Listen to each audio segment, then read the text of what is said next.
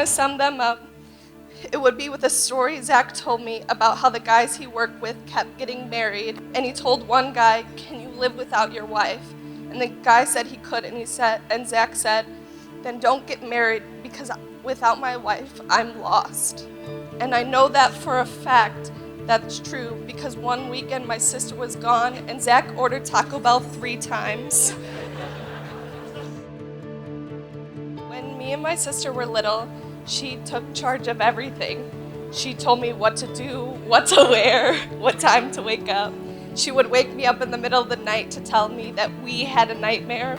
Everyone told me to tell her that she couldn't tell me what to do. But what they didn't know was that any day with my sister is amazing. Sorry. That she may have bossed me around, but it was always an adventure. An adventure I would gladly be part of any day. When Zach came around, I needed to make sure that he was good enough for my sister. I needed to trust another person with someone who taught me a new kind of cursive that was really just squiggles, who let me drive a car for the first time, and even though we almost crashed and her car almost rolled into the ditch, it was the best 45 seconds of my life. And most importantly, I needed to trust him with someone who was my best friend. I knew she had chosen Zach when on a Tuesday afternoon we were sitting in a drive-thru at a Portillo's, and she turned to me and said, "So Zach, huh?" And I turned back and said, "Yeah." Maybe it wasn't the most profound conversation, but sometimes with sisters you just know.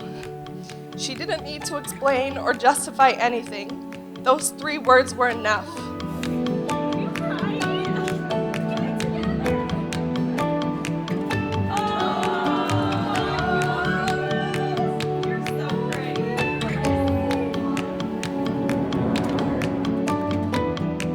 This is the point in the ceremony where I address the 2 of you and impart my wisdom of lasting and successful marriages.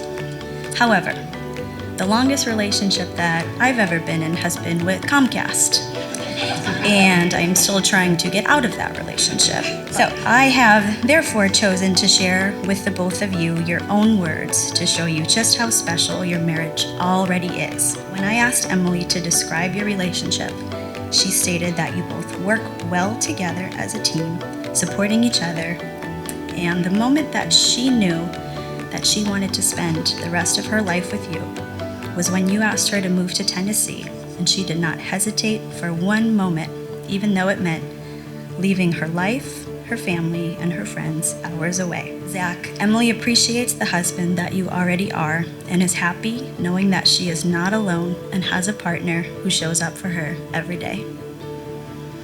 Emily, when I asked Zach to describe your relationship, he stated that you are both each other's #1 fan. Zach fell in love with you while watching how amazing you are with your family and friends. He said you are selfless when it comes to people you love, and you really showed that when you uprooted your life to be with him. And I can't forget to mention what a great dog mom you are.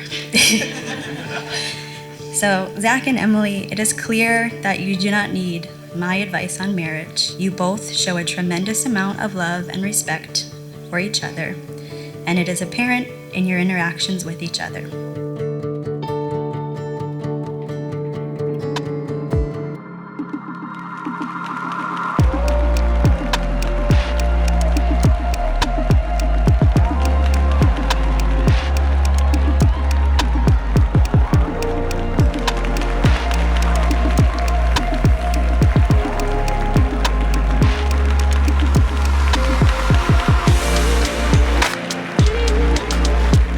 Growing up as kids, Zach and I were complete opposites.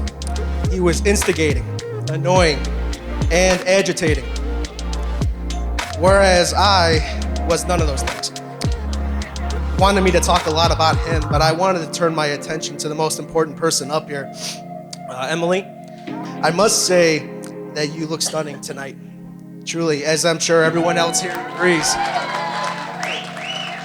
Emily, as far as I can see, you have put a lot of work into making this wedding happen. Thanks for trusting me to speak for the few minutes that you didn't have to worry about planning today. In all seriousness, you both are very near and dear to me. I wish you both a lifetime of happiness, good health, laughter, and luck.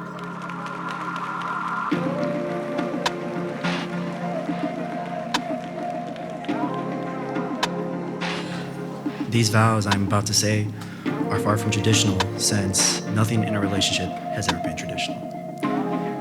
Let me start out first by saying you're my best friend, the love of my life, and the only person I would want to spend the rest of my life with. I remember like it was yesterday when we went on our very first date. I didn't have to put on a show or anything like that. You allowed me to be myself, and that's when I knew I wanted to only be with you. You came into my life when I needed someone to love me the most. Every day you love me unconditionally, even when I don't appreciate it and definitely don't deserve it. 2 years ago, in a little chapel in the middle of Kentucky, I promised to be your wife. Today, I want to make those same promises again in front of all of our friends and family. Our vows on that day read, I solemnly promise before God and these witnesses that I will love, honor, and keep you in sickness and in health, and forsaking all others, keep thee only unto him as long as we both shall live. So today, Zach, I promise again to love, honor, and keep you. I'll always be honest with you, kind, patient, and forgiving. But most of all, I promise to always be your lobster. I love you.